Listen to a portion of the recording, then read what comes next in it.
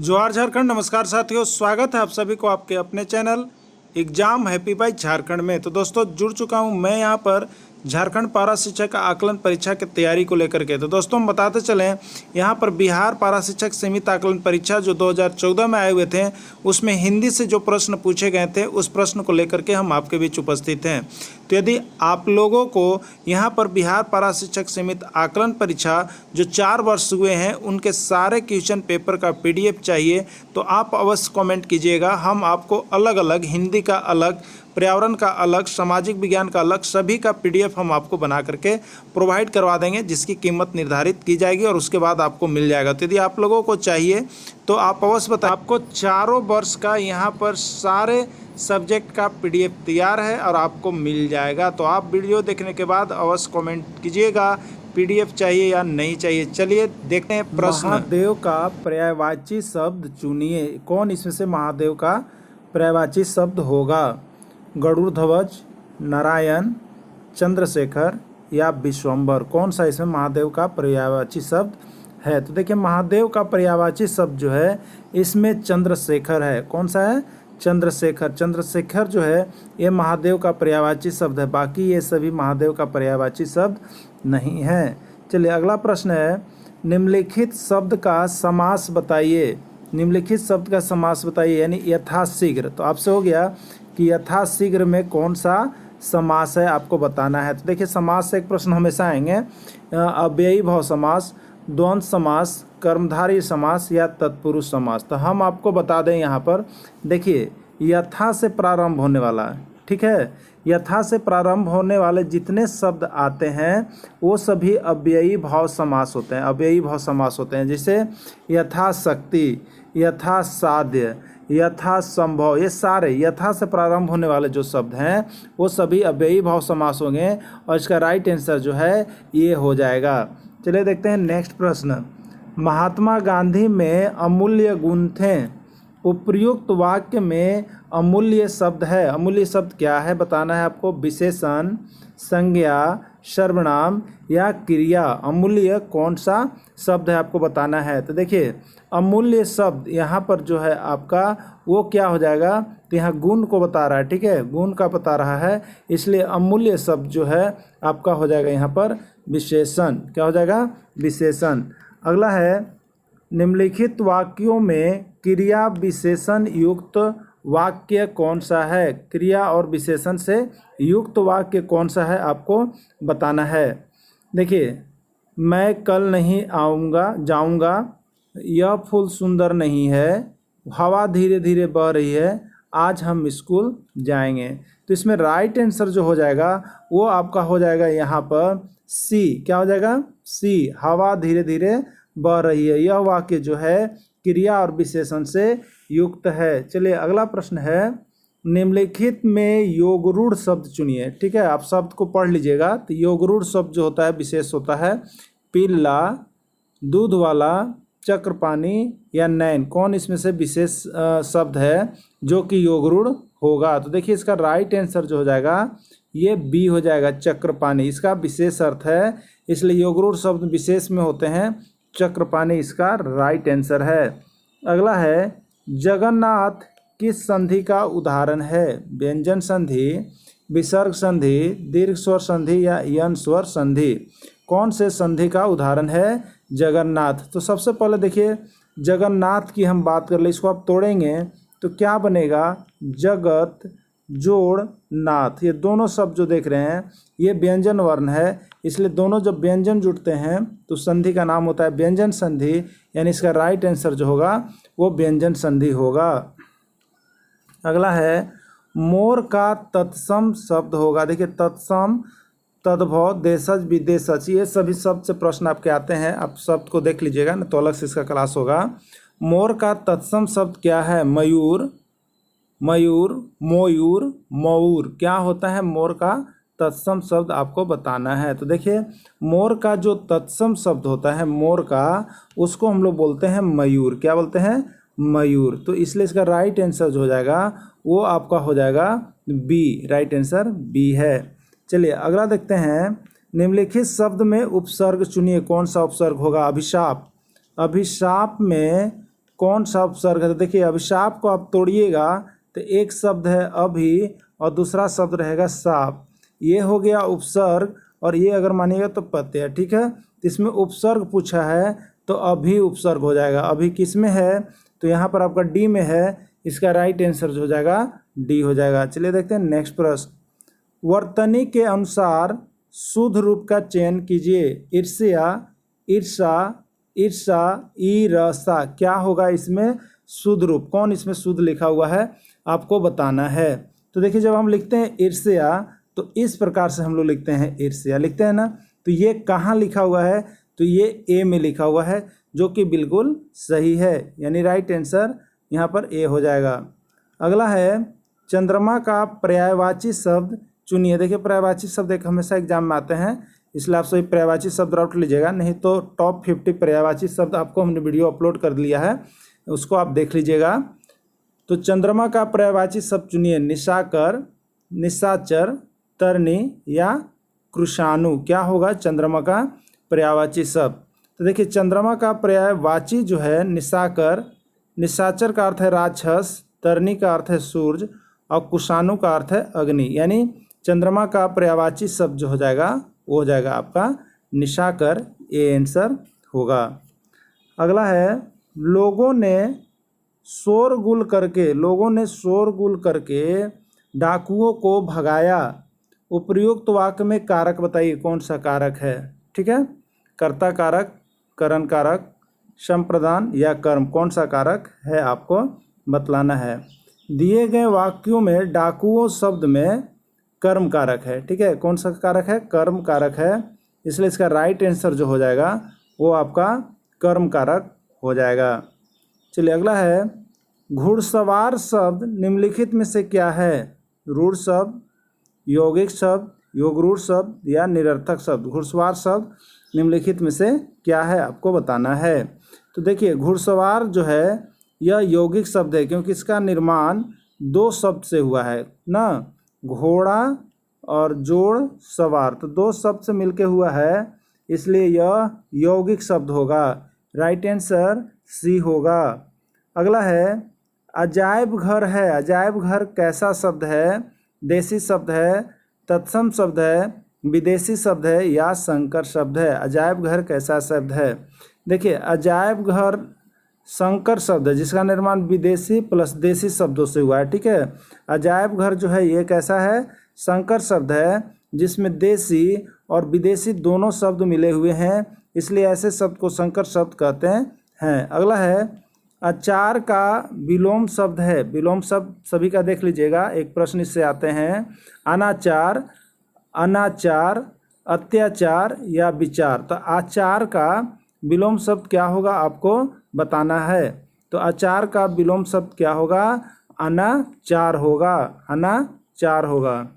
अगला निम्नलिखित शब्द का उपसर्ग चुनिए, यानी दुस्साहस, दुस्साहस में उपसर्ग कौन होगा ये आपको बतलाना है। ठीक है, तो देखिए दुस्साहस को यदि आप तोड़िएगा तो हम लोग लिखते हैं दुस, क्या लिखते हैं? दुस जोड़ साहस। ठीक है, दुस्साहस।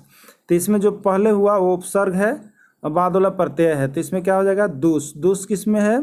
तो यहाँ पर आपका ए में है, तो ये दुस शब्द हो जाएगा।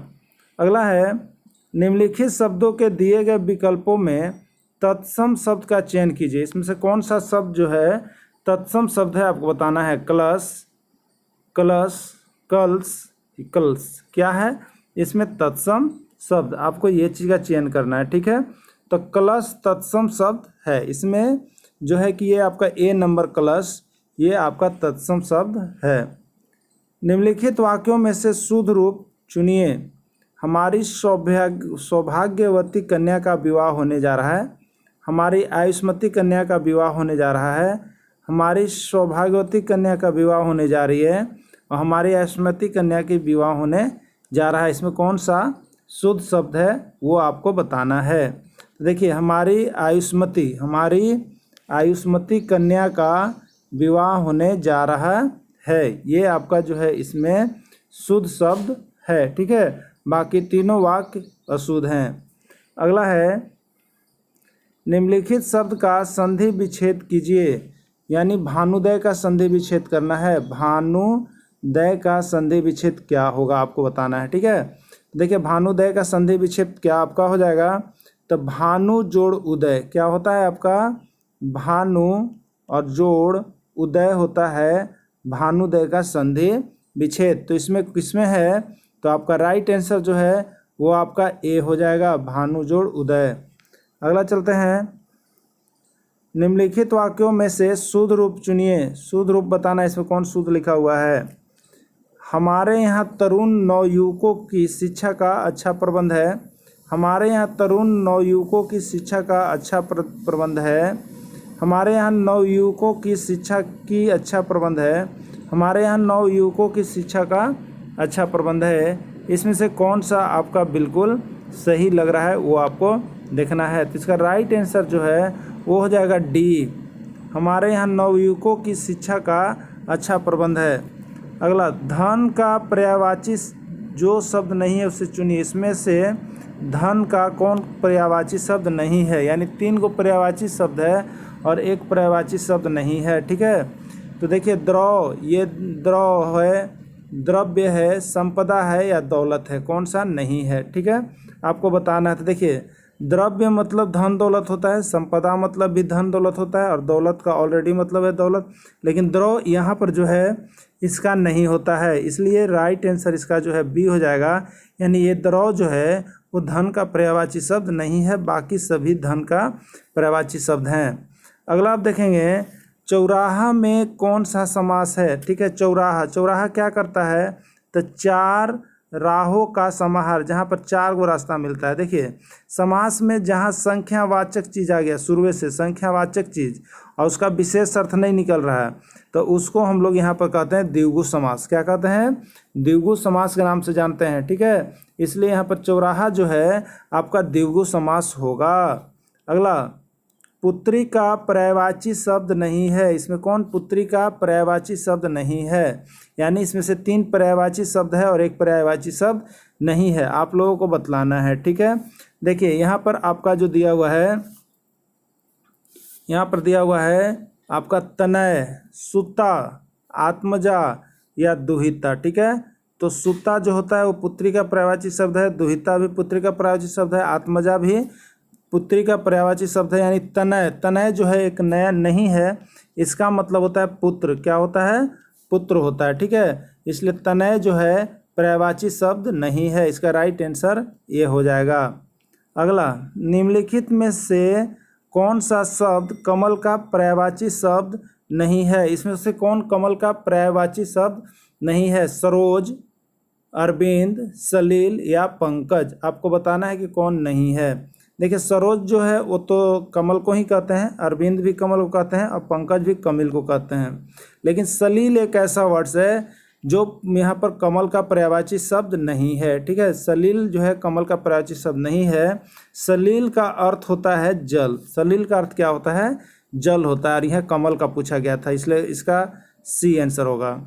अगला है, जिसकी मत झट सोचने वाली हो के लिए एक शब्द होगा, कुशाग्र बुद्धि, प्रत्युत्पन्नमति, द्रुतगामी या दूरदर्शी, कौन सा होगा जिसकी मत झट सोचने वाली हो। तो देखिए यहाँ पर इसका राइट आंसर जो बहुत जल्दी सोच लेता है उसके लिए क्या होता है, तो प्रत्युत्पन्नति होता है, यानी तुरंत सोचने वाले का स्वामी होता है, यानी बी इसका राइट आंसर होगा। अगला है, निर्गुण का संधि विच्छेद होगा। निर्गुण का संधि विच्छेद क्या होगा आपको बतलाना है। तो देखिए निर्गुण का जो संधि विच्छेद होता है, निह जोड़ गुण, निह जोड़ गुण होता है। तो निह जोड़ गुण किस में है, तो आप यहाँ पर देख रहे हैं आपका राइट आंसर सी है, निह जोड़ गुण, यही सही है। अगला है, वर्तनी के अनुसार शुद्ध शब्द का चयन कीजिए। जो वर्तनी होती है लिखते हैं हम लोग, उसके अनुसार शुद्ध शब्द का चयन कीजिए। पूज्यनीय, पूजनीय, पूज्यनीय, पूजनीय, क्या होगा सही इसका आंसर। तो देखिए इसका राइट आंसर जो है पूजनीय शुद्ध है, क्या होता है, पूजनीय, पूजनीय, यह शुद्ध है, बाकी तीनों शब्द जो है अशुद्ध हैं। अगला चलते हैं, जिसका जन्म पहले हुआ हो, इसके लिए एक शब्द उपयुक्त क्या होगा? जो पहले जन्म लिया हो उसके लिए क्या होगा? अनुज, अग्रज, द्विज या सर्वक, क्या होगा एक शब्द? तो देखिए, जिसका जन्म पहले हुआ है वो बड़ा होता है, और यहाँ पर बड़ा के सेंस में सिर्फ एक शब्द है अग्रज, जो कि राइट आंसर आपका होगा। अगला है, आप देखेंगे यहाँ पर वर्तनी के अनुसार शुद्ध रूप चयन कीजिए। पुरस्कार, पुरस्कार, पुरस्कार, पुरस्कार, क्या होगा इसका शुद्ध वर्तनी? शुद्ध वर्तनी यानी शुद्ध कौन सा लिखा हुआ है आपको बतलाना है, ठीक है। तो हम लोग क्या लिखते हैं? पुरस्कार। क्या लिखते हैं हम लोग? पुरस्कार ना, पुरस्कार लिखते हैं। पुरस्कार किस में लिखा हुआ है? तो इसका राइट आंसर जो है आपका डी हो जाएगा, पुरस्कार लिखते हैं हम लोग। अगला चलिए, निम्नलिखित शब्द का प्रत्यय बताइए, यानी सजावट में कौन सा प्रत्यय है आपको बताना है। तो देखिए, सजावट में जो प्रत्यय होगा उसको यदि हम तोड़ेंगे तो सज जोड़ आवट। सज जोड़ आवट का मतलब होगा सजावट, यानी ये उपसर्ग है और ये प्रत्यय है। तो इसमें पूछा है प्रत्यय, यानी आवट होगा। क्या होगा आपका? आवट प्रत्यय होगा, यानी ये राइट आंसर है। अगला है, लड़का पेड़ से गिरा कौन सा कारक है? संप्रदान कारक, कर्म कारक, अपादान कारक या करण कारक, क्या इसका राइट आंसर होगा? देखिए, यहाँ पर जो है से के अर्थ में विलगाव हो रहा है। क्या हो रहा है? से के अर्थ में विलगाव हो रहा है। तो जिसमें से विलगाव होता है, जैसे पेड़ से पत्ते गिरे, यानी पेड़ से पत्ता टूट गया, अलग हो गया, तो जिसमें विलगाव होता है उसमें हम लोग जो है यहाँ पर हम लोग जो लेते हैं वो आपका अपादान कारक होता है। कौन सा होता है? अपादान कारक, जिसका राइट आंसर जो है वो सी है, अपादान कारक, यही इसका राइट आंसर होगा। तो दोस्तों, यदि आपको यहाँ पर इस तरह के सारे प्रश्न चाहिए तो अवश्य कमेंट कीजिएगा, हम आपको सारा प्रश्न पत्र यहाँ पर उपलब्ध कराते रहेंगे। वीडियो के अंत तक जुड़े रहें, इसके लिए आप सभी को बहुत बहुत धन्यवाद।